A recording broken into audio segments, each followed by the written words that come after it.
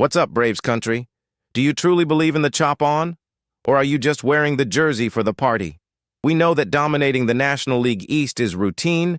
It's our birthright due to sheer superiority. But are you ready to face the cost of depth? Are you ready to face the truth, the hard truth, about the relentless winning machine we have built? The 2026 season is knocking, and this is no time to be soft, no time to falter. Our rivals are thirsty, waiting for the smallest slip-up, waiting for us to stumble over our own success, and that is exactly where the danger lies. Stop what you are doing. The news is urgent, and the victorious roar of our offense is, ironically, threatened. The risk isn't due to a lack of talent, it's due to an excess of it, and the potential victim is one of our roughest diamonds. The 2025 Rookie of the Year, the guy who proved to be a game-changer at the plate and who we expect to see dominating Truist Park for a decade. I'm talking about Drake Baldwin. CBS Sports dropped the bomb, and analyst Chris Towers is listing our catcher as a potential bust candidate in 2026 fantasy baseball. Absurd, right? But his argument doesn't question Baldwin's ability, quite the opposite. Towers praises our boy's skill set, saying he stands out in the MLB catcher landscape. The issue is playing time, and that's the part that hurts, the part that questions the intelligence of our lineup planning.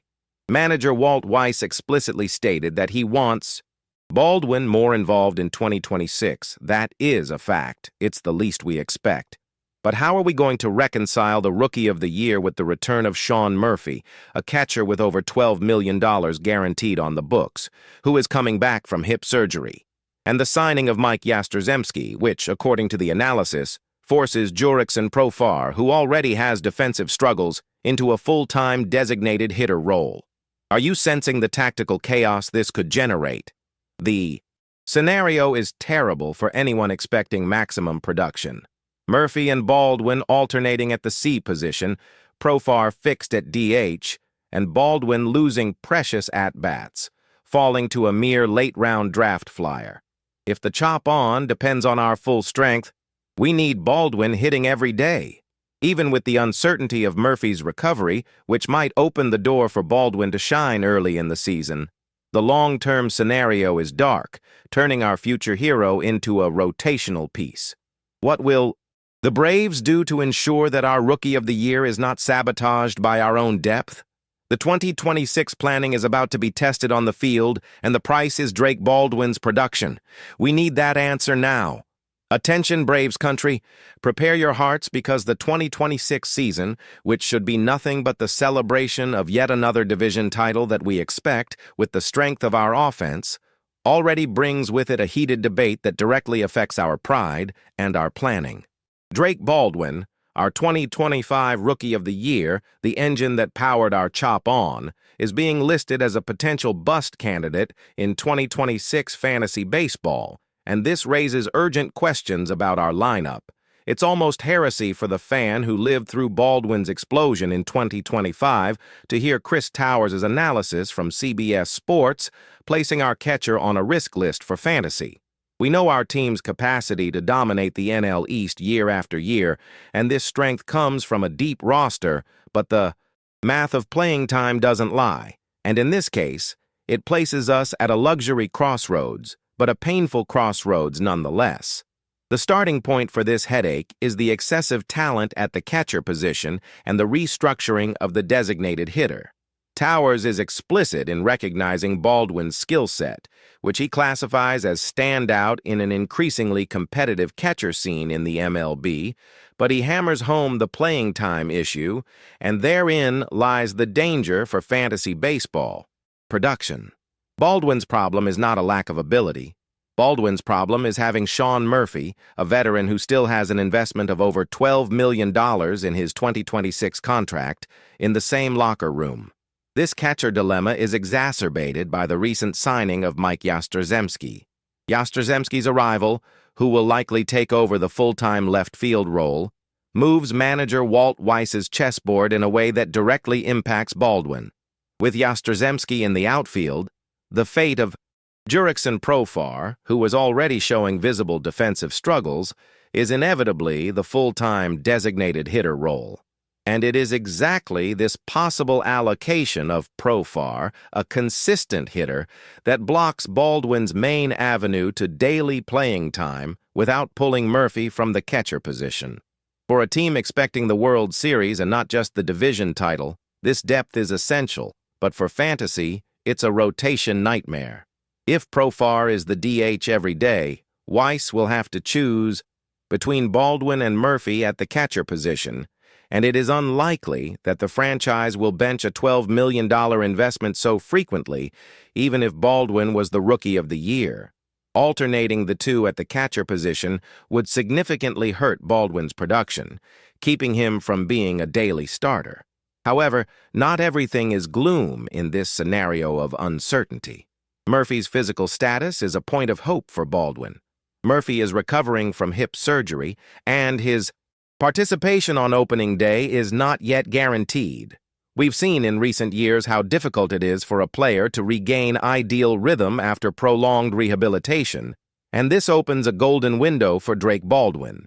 Even if Murphy manages to play early in the season, it is possible that Baldwin will receive a much heavier hitting load while Murphy regains physical form and game rhythm, an opportunity he will certainly capitalize on, given that his production has never been the issue. Furthermore, we have the word of the new manager, Walt Weiss, who explicitly stated that he intends to involve Baldwin much more in 2026. This suggests that the solution found by the coaching staff will be a strategic CDH rotation.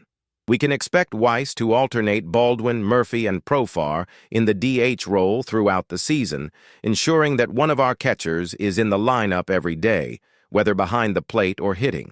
This is the most likely path to maximize everyone's talent. But the reality is harsh. Being a rotational starter, even in an offense as potent as ours, doesn't guarantee the statistical volume that fantasy players are looking for. Therefore, Towers' conclusion, which lists him as a late-round draft watch, makes sense strictly in the context of fantasy baseball and the fight for playing time, but it in no way diminishes Baldwin's value to our franchise. Our young Rookie of the Year, who has not struggled with production, will be a fundamental piece in the pursuit of NL East domination. He just needs to find his daily space in this constellation of stars.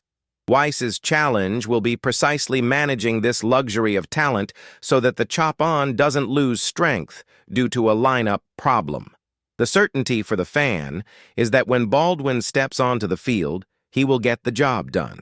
It's unbelievable the level of depth the Atlanta Braves have reached, to the point that our Rookie of the Year, Drake Baldwin, is being pointed out as a bust for fantasy baseball, not because of a lack of talent, but because of an excess of it on our roster. It's the famous rich team problem, but for Braves country, there is only one focus: the World Series. And lineup depth is exactly what guarantees us dominance in the NL East year after year. Chris Towers, CBS sports analyst, raised the alarm, and we have to face the cold facts. Baldwin's talent is undeniable, with a hitting skill set that stands out even in a position as competitive as catcher.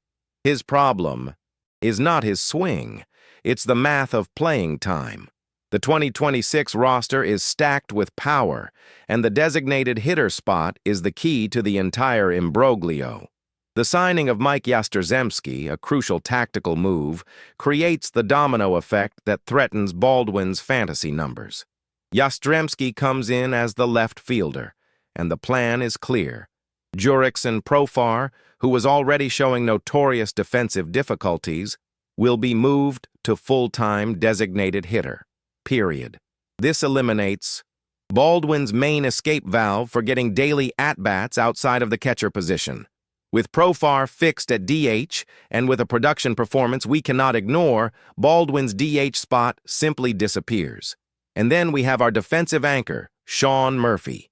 The Braves invested heavily, with a 6-year, $73 million contract, with his 2026 salary hitting around $15 million. No team benches an investment of that magnitude. Murphy is our primary backstop, the defensive general, who commands the pitching staff. Therefore, the idea that Baldwin can take Murphy's position every day is pure fantasy. The most realistic scenario, and the one that worried Towers, is alternation, which naturally limits Baldwin's production ceiling for fantasy. However, there is a crucial X factor we cannot ignore: Sean Murphy's recovery.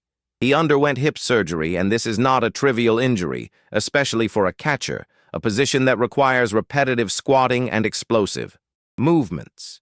Even in cases of mild hip injuries, rehabilitation time can be lengthy, ranging from 8 to 12 weeks just for milder labral tears.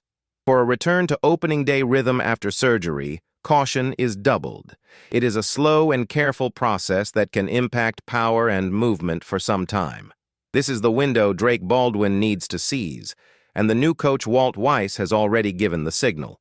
Weiss stated that he intends to involve Baldwin more in 2026, with Murphy returning slowly and needing frequent days off early in the season to manage his hip rehabilitation. Baldwin will have the golden opportunity to show he deserves the spot. We can expect him to serve as the starting catcher on Murphy's off days, and that the designated hitter position will be a constant rotation between Baldwin and Profar. It is likely that Weiss's plan will involve constant alternation, using matchup analytics and workload management. We will have Baldwin, Murphy, and Profar rotating between catcher, designated hitter, and the bench, ensuring that the lineup always has maximum power. This management of depth is the hallmark of great teams, and it is what guarantees that the chop-on is heard in the division finals. The conclusion for fantasy is the painful but factually correct one. Baldwin will not be an everyday player in 2026, at least not initially, unless Murphy suffers a major setback. He is, as Towers said, a late pick, a player to monitor on the waiver wire or in later rounds, due to his limited at-bat ceiling. But for Braves country, what matters is the result Baldwin delivers when he plays. He is a Rookie of the Year who produces, and having a hitter of that caliber, with that depth on the roster, is what separates a champion from a mere playoff team. The fantasy problem is our trump card in the title race. The talent is there, and the only thing missing is for Baldwin to find the perfect cadence in this offensive machine. That's it, nation. The gavel has struck, the team is set, and there is only one expectation: another division title. No one stops the force of our lineup, and the history speaks for itself. The home run machine is ready to crush our rivals. Let's keep the tradition and the chop-on stronger than ever. Thank you, faithful Braves fan. Don't miss a single play this season. Subscribe to the channel right now, hit that notification bell to get everything firsthand, and of course, let us know your prediction in the comments. How many games does this team win the championship in? Until next time, and chop on!